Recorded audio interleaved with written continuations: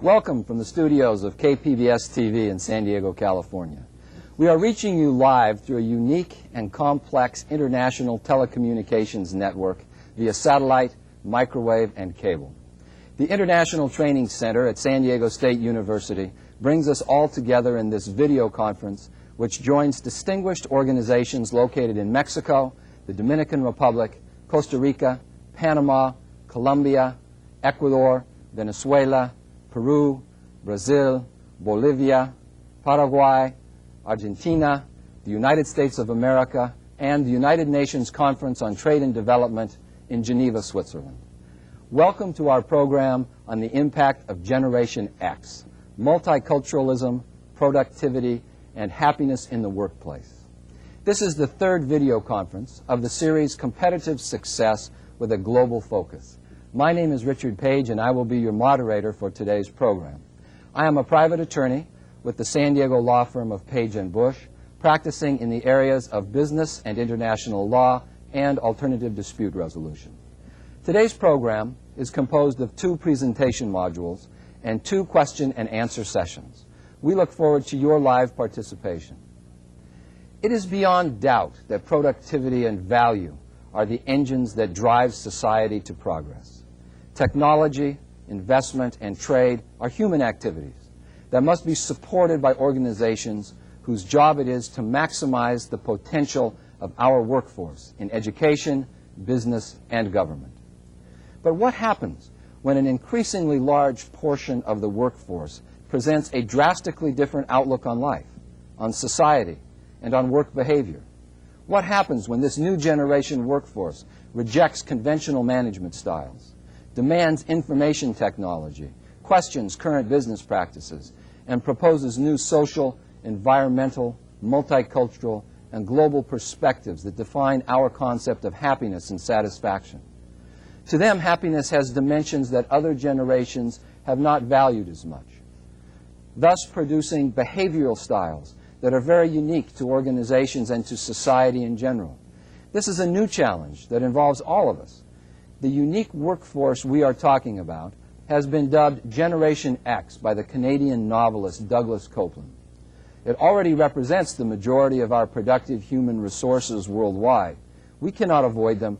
We must all adapt to their expectations and contribute to their success. For their success is our success also. Today's video conference is intended to familiarize us with Generation X, its characteristics, and its impact on our organizations. Our invited speakers will present conceptual and practical perspectives that we must all take into consideration if we want to maximize our human potential and the competitive success of our productive endeavors today and in the future. It is a pleasure to introduce to you today's speakers, Dr. Lily Chung and Mr. Frederick Watson Pierce IV. Dr. Chung is Professor of Communicative Disorders at San Diego State University, where she is also Director of the China Studies Institute and Assistant Dean of Global Program Development.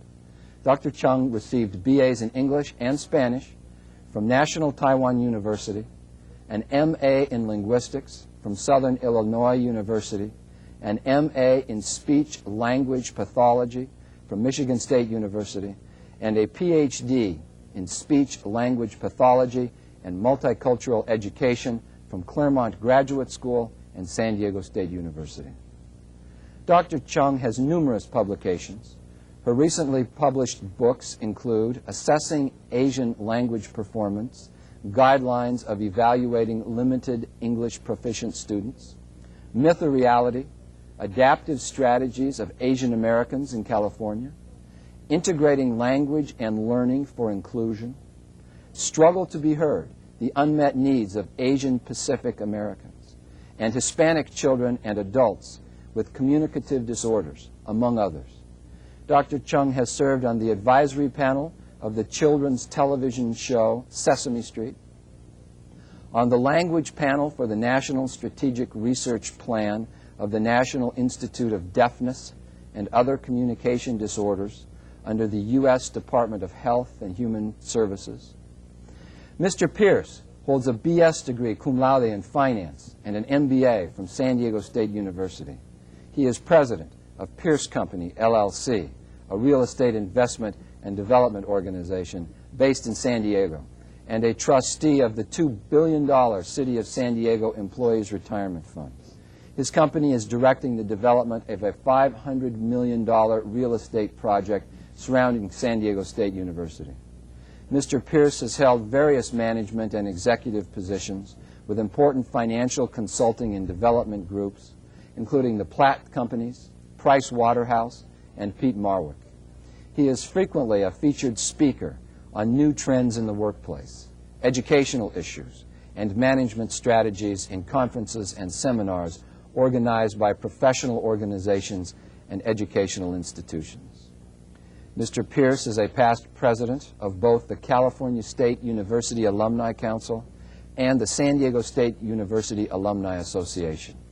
He has been listed in Who's Who in American colleges and universities, Outstanding Young Men of America, and Who's Who in the West. Welcome, Dr. Chung and Mr. Pierce. Let us begin with a couple of introductory questions. Within the last month, I have been told by a 32-year-old American that he's too old to be part of Generation X. I have been told by a 25-year-old Canadian that he's too young to be part of Generation X. Do you think that there is a stigma attached to being part of Generation X and that no one wants to belong to this much-discussed group? Mr. Pierce, what do you think? Well, a stigma, perhaps. A disconnect, absolutely. And a disconnect in what the public perception, what the gross generalities of Generation X is. Talking about definitions like slackers and sloppy dressers, tattoos, body piercing, some of that broad public perception, and who we believe we are. We're hardworking, motivated, incentivized young professionals. We may be slightly materialistic. We're definitely independent. So there may be a disconnect between how they look at us and how we look at ourselves, and that may be implicit in the observation you've made. Dr. Chung, what do you think about Generation X? Is there a stigma attached? Yeah, perhaps. I think the most important factor to consider here is not so much the age range, but rather the worldviews that this generation shares and the value systems they also share. I think many of us look at this Generation X from the explicit perspective. That is how they dress, how they talk, what kinds of car they drive, and so on and so forth. But what I would like to urge people to look at is more the implicit values they share, which is work hard, but also play hard. But take a balanced look of life. If you give them a job, they'll get it done. And the motivation is very high. I think this is very important, and this trend should be understood by people all over the world. Thank you. We have a second question. What are your views on the characteristics of Generation X around the world?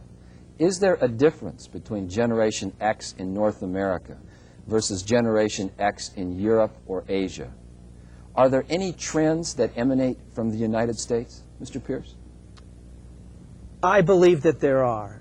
There certainly, amongst different cultures, may be differences in the magnitude of the trend as it exists today. But in fact, the global trend itself, I believe, is worldwide. I believe in all of the areas we'll talk about today, from technology to gender equity to motivation, that in fact the trends are worldwide. Dr. Chung, what do you think about the globalness of Generation X? Yes, I think what may start out being something trendy in the United States will have a global impact. Examples such as the way people dress, the music is played, and many other trends. Why is this so convincing? Why is this globalization so convincing? It is because we have not only high technology in the area of electronic mail, World Wide Web, etc., but United States has a great deal of impact in terms of exporting entertainment, fashion trends through multimedia. And that is where you find young people all over the world dress alike, talk alike in different languages, but also act alike, dance alike, sing alike. And so this is a global trend, not just exclusively a trend in the United States. Thank you for your comments. Let us begin with Module 1, in which Dr. Chung will describe the importance of Generation X and its potential impact on global culture.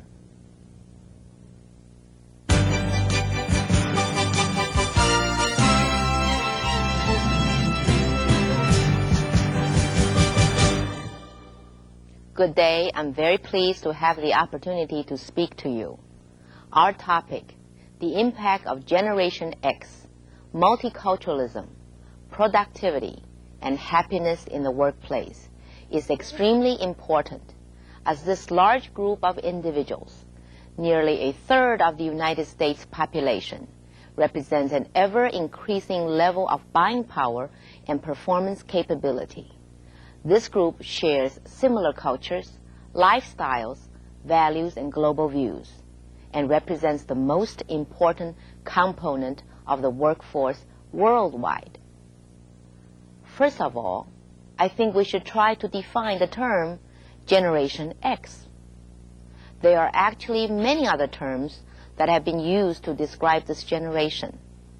The following list provides a glimpse of the popular terms: Generation X, Gen X, Busters, the Alternative Generation, Slackers, the Collective Intellect, the Soldiers for Culture, the Hip-Hop Nation, the Speed Generation, the Club Kids, Homo Sapiens Electronicus, Intellectual Heads, Intellectual Crews, Intellectual Gangs, Music TV Generation, Yuppie Puppies, and Cyber Punks.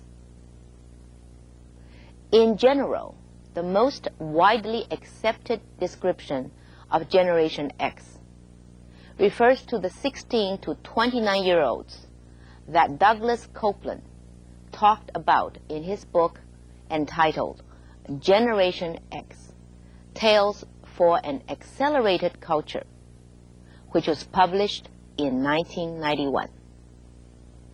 He described a generation born in the late 60s and 70s, a camera-shy, suspiciously hushed generation, vaguely referred to up to now as 20-something. According to Karen Ritchie, Generation X is 30% of the total U.S. population. This generation has been described by media as restless, confused, distraught, and disenchanted. Richard Linklater created a film in 1991 and used the term slacker to describe this population. Another term that has been used is cyberperson. Cyber means pilot. A cyberperson is one who pilots his or her own life. This generation likes to search for theories, models, paradigms, metaphors, images, and icons. Its members are fascinated by charts, maps, labels, guides, and manuals. Generation Xers understand that the smart thing to do is to construct a peaceful, fair, just, compassionate social order.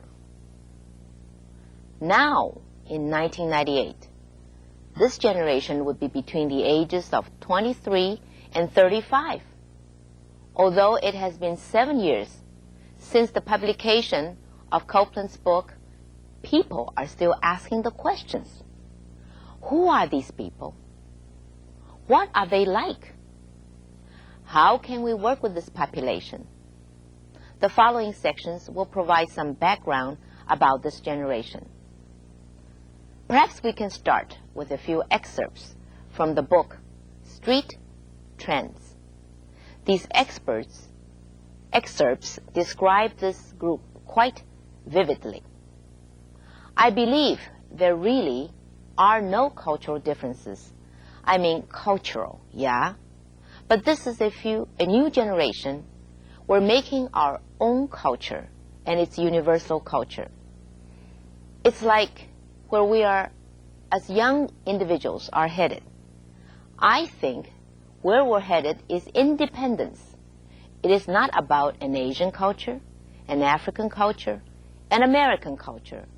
It's all about a humanity thing here. We're talking about a real global warming. Global warming, get it? Says Domini, the 25-year-old creator of True TV South San Diego. I want to rap, do movies, write, speak, do whatever it takes to get the point across. And the day I die, I want to feel like I really impacted the world, says Gibb, a 24-year-old artist.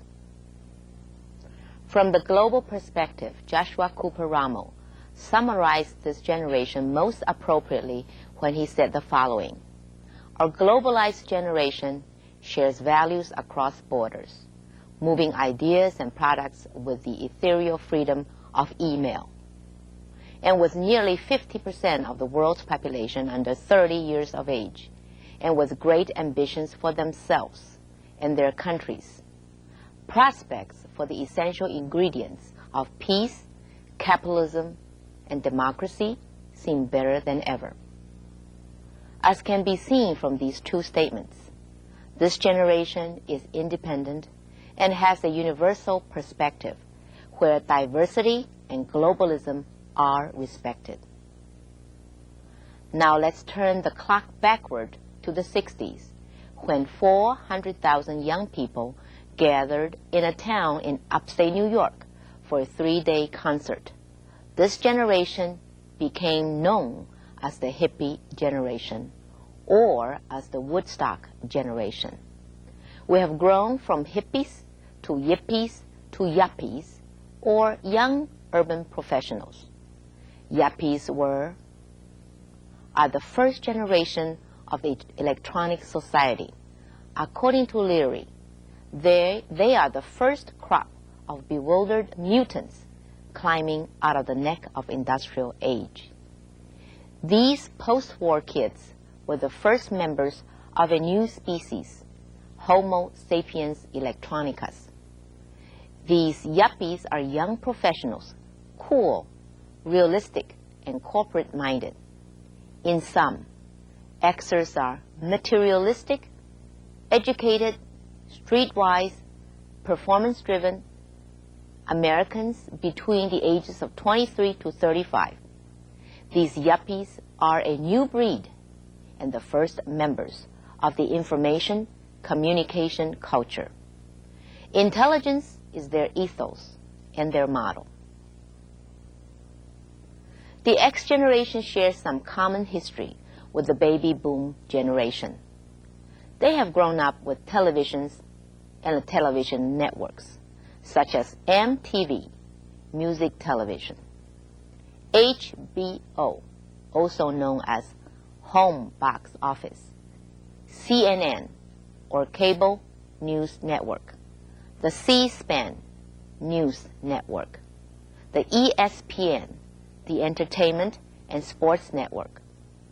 Both groups have grown up with gadgets such as cellular phones, camcorders, remote controls, computers and computer icons, keyboards, audio, video, and computer laser discs, and computer games. They have grown up without a major world war and have been exposed to today's environmental issues. Social consciousness has been part of their history, and diversity is part of their reality.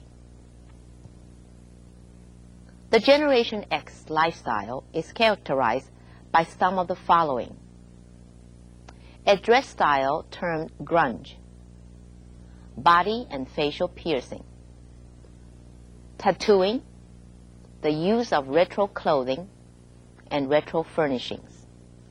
The use of herbs such as ginseng is popular, as is microbrew beer and coffee. The use of terms such as chill out and rad is popular, as is electronic music such as techno, jungle, trip-hop, and electronic.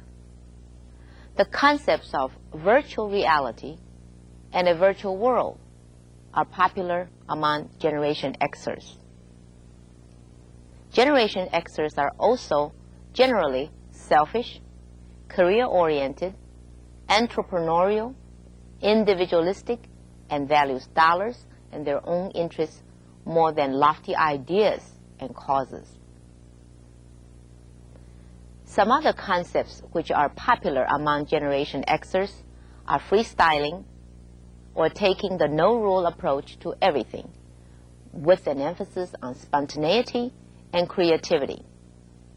The concept of immaculate perception, where these young men and women go to new lengths to protect themselves against germs, pollution, and a stressful environment to reach what has been termed their own portopia. The concept of techno-organics, the process of utilizing technology to create and develop customs, family, and community, is popular.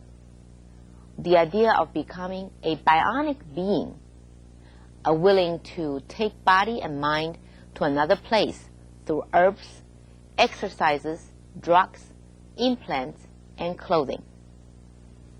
Socially, Generation Xers prefer eclectic music venues, tea houses, hole-in-the-wall places that serve herb and root teas, natural fruits, and antioxidant drinks. Coffee houses with the drinks of choice being latte and cappuccino. Organic foods, performance art venues, neighborhood bars and local clubs that feature live performances, playing chat room Dungeons or Dragons on their computers, attending poetry and spoken word readings, DIY or doing it yourself, working on their own business in their own little venue. The Xers are the trendsetters, and their behaviors influence the marketplace. They have a strong impact on current trends in education and the way that people do business. According to recent surveys carried out by the well-known forecasting group, the Trend Letter, the 10 major trends for 1998 are: a move from merger mania to dynamic realignments, where more strategic alliances and joint ventures will be initiated, as well as teaming up with international partners. Innovation is the key. Emphasis will move from disposable products to renewable resources. Environmental practices and policies will be endorsed by major corporations working in tandem with conservationists. A move away from gee-whiz gadgets to general use tools, where digital technology will be truly smart. There will be robots in factories and operation rooms, and lasers will be used to erase wrinkles, correct vision, prevent corrosion, and improve airline speed, among other applications. Emphasis will move from corporate medicine to holistic health, as alternative medicine is gaining popularity and credibility. We will experience a shift from family values to human values, where quality of life issues are emphasized. For example, Coca-Cola mentors teens, Shell builds academies, Post cereal donates to hunger causes. We are already seeing a shift in importance from computer networking to cyber connection. The internet will change the context of human relationships. By the year 2000, it is estimated that 1 billion will be plugged in. Virtual credit cards will be used to make shopping easier. There will be a move from emphasizing information to emphasizing innovation. The innovation age will foster the realization of a global economic village, where the semiconductor is seen as the engine of the innovation age. We will move from the idea of a melting pot of cultures to the idea of multiculturalism. Global diversity will drive relentless business adaptations and innovations. Economic interdependence and social integration will bring regions closer together while creating a new class of global citizens. Personal attitudes will move from self-help to self-determination. Do-it-yourself fever will continue in 1998. Self-determination will encircle the globe in economic as well as political ways. This century, which has traditionally been known as the Pacific century, will now be known as the crossover century. Nationalism is giving way to pragmatism. The concept of the global village will come dramatically into focus as businesses reorganize into loose networks located strategically around the world. Furthermore, 5 key influence groups were reported by the trend letter. The first group is women. There is a need for relationship marketing which appeals to women, who are the main buyers and shoppers for most households. How will you do in business depends a lot on how well connected you are with women. The second group is seniors. There is a need for universal design to accommodate this soon-to-be dominant population group. Designers must rethink the design of your products so that they are user-friendly for all groups. The third influence group is Generation X. We must see more flexible management styles. Generation Xers need to feel a sense of worth. They need constant feedback and to experience frequent interaction with colleagues. They require a generous reward system and flexible work policies. Fourth is the new affluent. This group requires us to think about offering our customers red carpet service. Hospitals that are trying to reach this group are offering open luxury rooms. Furthermore, private banking services should cater to today's affluent young customers. Fifth is the net generation. This generation relies on interactive technology. Technology is second nature to today's youth. The N generation are those between the ages of 2 and 22. They use the internet to communicate. A growing number of businesses are beginning to cater to the needs of the N generation. Not only are Generation Xers being targeted for marketing, the N generation is also gaining recognition as having great buying power and potential for development, since they are defining what tomorrow will bring. Art Bell, in his book entitled The Quickening, Today's Trends, Tomorrow's World, provided a clear picture of today's global trends. First, today's and tomorrow's worlds are characterized by an acceleration of human existence which is not limited to technological advances. Second, this is the age of globalism. There is a trend towards interconnectivity between people and the world. Third, there are many pressing challenges in today's more global world. The status of nations, current trends in how businesses is conducted, and the growing power and influence of individual freedoms and factors that our organizations must address and adapt to. The fourth global trend is today's turbulent society and the turbulent attitudes of its members. There are increasing environmental challenges, emerging diseases, and erratic global weather problems that have a great impact on other important aspects. Now that we know some of the shared life history and the shared values